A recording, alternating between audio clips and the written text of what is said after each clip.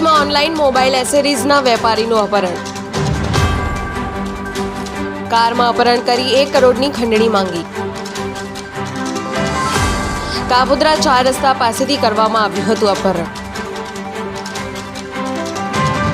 વેપારી પાસેથી ખંડણી માંગી અભરામા ગામ પાસે છોડી દેવાયો. સમગ્ર મામલે વેપારીએ પોલીસ ફરિયાદ કરી. સટ્ટાના બાકી 2.50 લાખની ઉઘરાણીમાં અપહરણ કર્યાનું પોલીસ તપાસમાં સામે આવ્યું.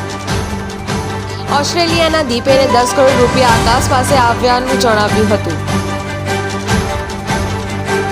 ફોન કરી જણાવતા બાકી રહેલા રૂપિયા મળવાની આરોપી ખુશાલને આશા જાગી હતી.